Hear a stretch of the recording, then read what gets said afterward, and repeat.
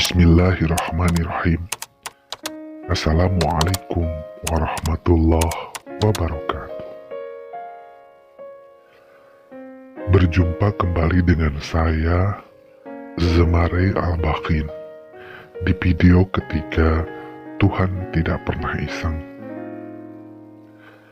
Masih di seputar pembahasan mengapa saya akhirnya memilih membuat tanda titik dalam hidup saya untuk menjadi dan menjalani kehidupan saya sebagai laki-laki. Walaupun naluri dan hati saya memiliki orientasi kepada sesama jenis.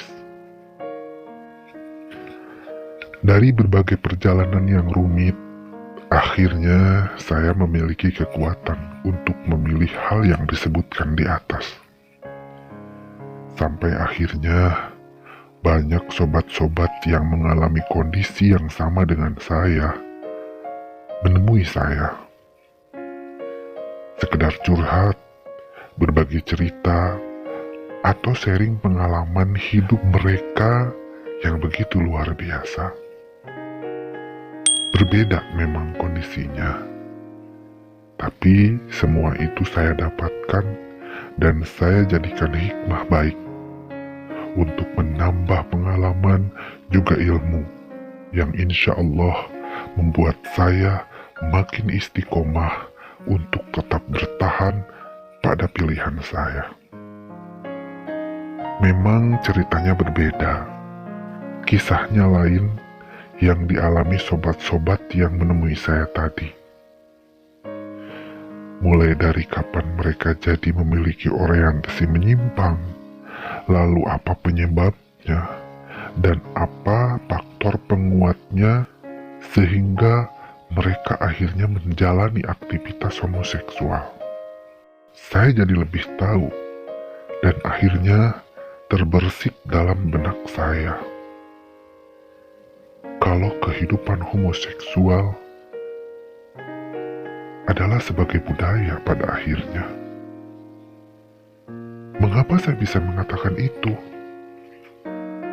Bukankah homoseksual itu berdasarkan gen dalam darah sejak lahir? Atau bukankah aktivitas homoseksual itu tidaklah menular? Atau bukankah homoseksual itu tidak seimbangnya kromosom dalam tiap diri manusia? Ya, pertanyaan-pertanyaan itu akhirnya saya pikirkan. Dan pada awalnya saya juga berpikir demikian. Tapi mungkin untuk menjawabnya, saya akan awali sekilas cerita pengalaman yang saya alami di masa lalu. Ketika saat itu saya lulus dari pendidikan setingkat SMA. Cerita ini berawal dari keisengan saya. Ketika saya membaca tabloid keluaran 1999 dan saya melihat di sana ada formulir pencarian pekerjaan. Lalu saya iseng mengisi biodata lengkap dan kemudian mengirimkannya. Selang beberapa minggu, ternyata saya mendapatkan surat balasan dan saya diterima untuk melakukan wawancara. Senang dan tak menyangka saat itu. Dan saya pun menerimanya. Singkat cerita, saya langsung diterima sebagai tenaga kontrak di sebuah perusahaan pelayaran besar penyedia layanan untuk wisatawan domestik dan asing. Perusahaan pelayaran itu memiliki kapal pesiar super megah dan mewah pada saat itu. Dan saya bekerja menjadi staf tim cruiser waitress, atau bisa disebut pelayan restoran. Ya, saya bersyukur sekali bisa sampai diterima walaupun masih tenaga kontrak. Saya melakukan uji kompetensi dan berbagai pelajaran melalui sistem belajar cepat atau disebut magang selama hampir sebulan sebelum melakukan pelayaran perdana ke laut. Dan akhirnya sampailah saatnya saya untuk melaksanakan tugas di kapal pesiar itu. Mohon maaf, mungkin saya tidak bisa menyebutkan namanya. Saya antusias sekali karena punya teman baru, akan menambah teman lagi bersama senior-senior yang sudah menjadi bagian di kapal pesiar. Walaupun saat itu, saya masih melakukan perjalanan skala lokal antara rute Merak, Lampung, Pulau Putri, Pulau Seribu, sampai Nusa Dua Bali. Perjalanan di kapal pesiar akhirnya bisa saya alami. 2 hari saya beradaptasi karena merasa pusing kepala. Setelah terbiasa, akhirnya saya tak merasakan pusing lagi. Dan siang pur berganti malam. Seiring waktu, sip kerja pun berganti. Saya bagian pagi. Ketika jam malam berganti sip, saya cepat-cepat ke tempat istirahat yang disediakan perusahaan, berupa dek atau kamar-kamar kecil di kapal tersebut. Saya langsung tertidur pulas karena sangat lelah. Sampai akhirnya,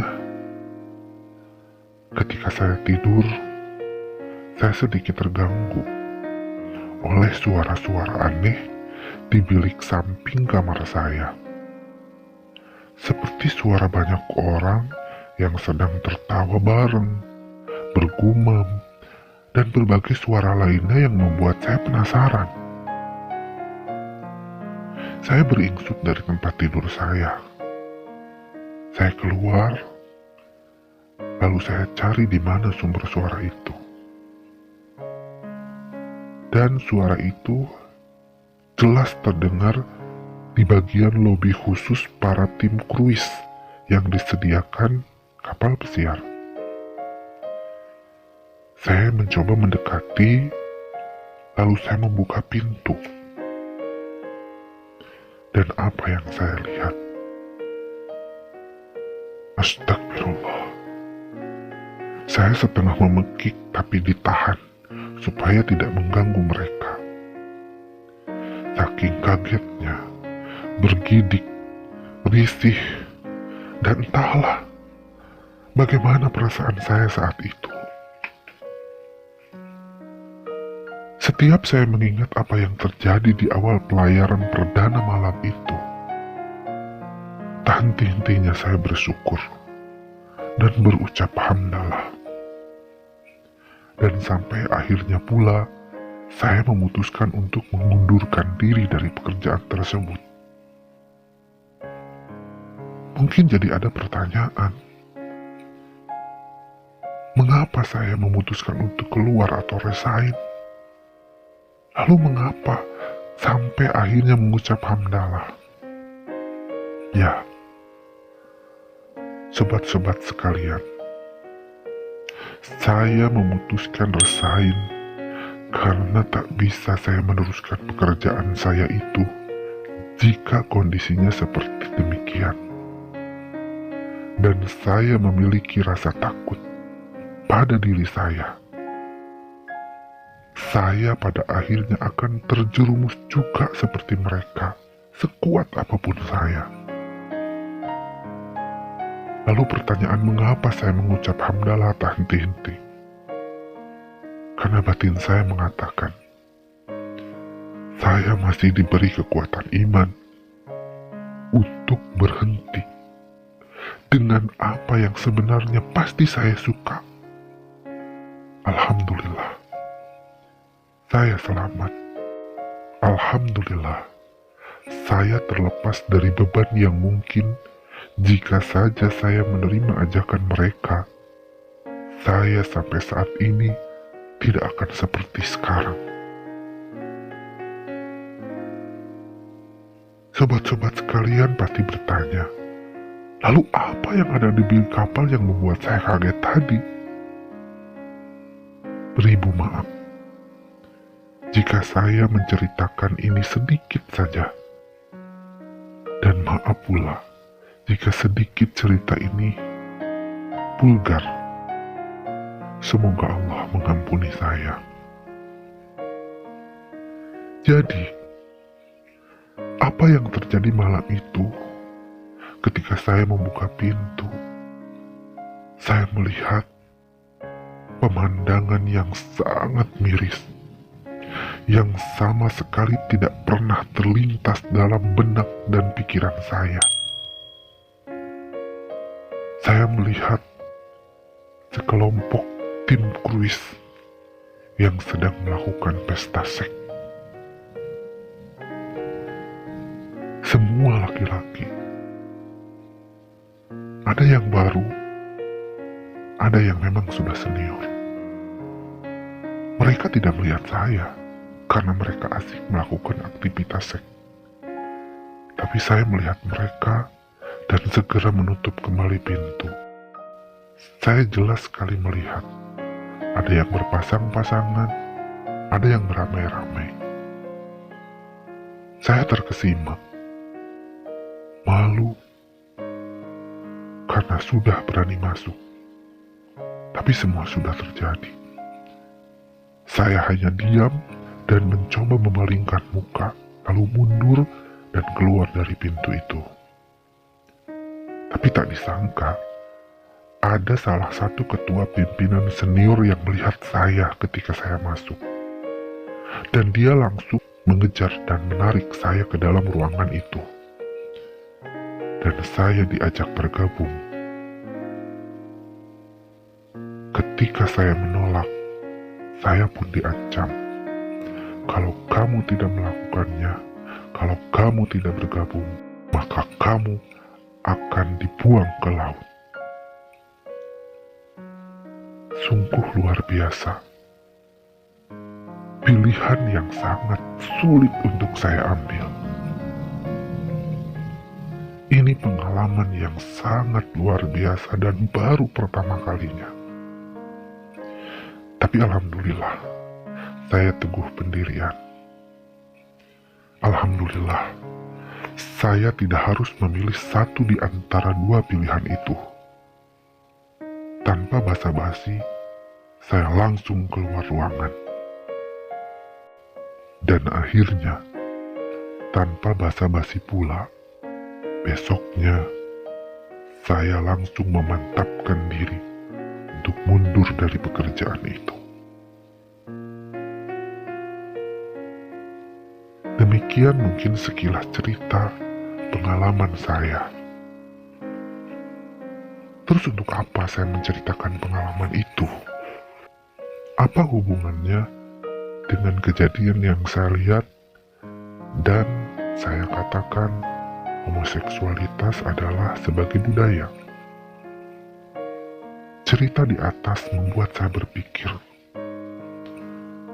aktivitas homoseksual tidak selalu dimulai oleh kecenderungan seksual terhadap sesama jenis. Kondisi lingkungan menjadi sangat menentukan. Saya pun kemudian bertanya-tanya, apakah benar seluruh kaum Nabi Lut memiliki kecenderungan seks sesama jenis? Yang maksudnya secara keilmuan, apakah susunan kromosom dalam tubuh mereka membuat orientasi seks mereka menyimpang? Kalau saya boleh berpendapat, faktor lingkungan dan kebiasaan masyarakat kaum itu bisa jadi merupakan penyebab utama mengapa seluruh kaum Sodom dan Gomora berperilaku menyimpang. Mungkin sama ceritanya dengan apa yang saya dengar, yaitu cerita tentara Sparta di Yunani kuno. Ataupun ada praktik pedestrasi di Athena. Entahlah cerita itu benar atau tidak, tapi hal itu terjadi dan hanya satu-satunya dalam sejarah Yunani kuno. Inilah mengapa saya akhirnya berani mengatakan bahwa pada akhirnya homoseksual sebagai budaya. Saat ini pun, kecenderungan seksual menyimpang tiba-tiba menjadi gejala sosial yang tidak hanya disebabkan oleh orientasi seksual terhadap sesama jenis. Buktinya, saya sering mendengar banyak laki-laki yang tadinya normal kemudian menjadi seorang gay aktif. Hal ini juga menerangkan betapa sudah banyak bukti para pelanggan waria di jalan-jalan itu sebagian besar adalah lelaki normal, bukan gay. Artinya, perlu kita pikirkan bersama ketika kehidupan homoseksual ini menjadi fenomena massal yang perlu dikhawatirkan. Ada banyak anak muda yang mulai masuk kehidupan gay karena alasan ekonomi, putus cinta, atau bahkan iseng semata. Inilah keprihatinan saya. Inilah fakta yang sesungguhnya. Sebagian dari mereka yang datang kepada saya menceritakan keganjilan yang terjadi pada diri mereka. Mereka ada yang anak-anak SMP, SMA, bahkan mahasiswa yang terjerumus dalam perilaku gay, yang akhirnya mereka menikmati, tapi mereka juga menyadari kalau itu salah. Sebagian dari mereka mengatakan, saya hanya terjebak karena materi, ketagihan, karena coba-coba, atau ada pula yang karena pernah dilecehkan. Ada seorang sobat saya yang masih duduk di bangku SMA, pernah curhat kepada saya. Katanya, dulu sebelum dia terjerumus ke dunia gay, dia adalah lelaki normal seperti pada umumnya. Dia menyukai wanita biasa, bahkan sempat beberapa kali pacaran. Tapi karena kondisi ekonomi, dan dia akhirnya mengenal seorang gay yang mengajaknya berkencan dengan memberikan segala kebutuhan materi yang dia butuhkan, serta mengajarinya berhubungan seks sesama jenis. Akhirnya, dia ketagihan dan susah lepas dari perilaku tersebut. Walaupun dia tetap masih suka perempuan. Ada pula satu sobat lain yang masih SMP yang juga pernah menemui saya. Katanya dia memang normal pada awalnya. Tapi pada satu saat dia pernah dilecehkan pamannya ketika sedang tidur. Setelah kejadian itu, dia sering memimpikan pengalaman serupa. Apakah Anda tahu, ribuan orang yang berusia 13-50 tahun di Indonesia tergabung dalam komunitas webchat gay atau grup gay di berbagai platform sosial media? Bukankah fenomena ini seharusnya membuat kita berpikir untuk merangkul mereka kembali, agar tidak salah memahami takdir Allah? Kisah yang saya tulis dalam buku, akhirnya saya buat di video ini. Ini adalah perjalanan saya sejak awal menyadari kelainan pada diri saya, sampai akhirnya saya menemukan keyakinan bahwa Tuhan membekali setiap permasalahan hidup satu paket dengan solusinya. Jadi saya ingin berbagi di video ini, bukan untuk menghakimi, bukan juga untuk memaklumi, tapi saya ingin mencari solusi. Sebuah perjalanan pikir berliku yang meyakinkan saya bahwa menjadi gay adalah sebuah pilihan. Dan sebaliknya, menjadi bukan gay juga sebuah pilihan. Walaupun naluri tetap merasakannya, saya dengan kesadaran terhadap naluri untuk menyukai sesama jenis, saya memilih untuk tidak menjadi gay. Di video berikutnya akan diceritakan perjalanan hidup saya dari semenjak lahir sampai hari ini. Tunggu dan nantikan. Terima kasih. Salam hormat saya, Semare Al-Baqid. Wassalam.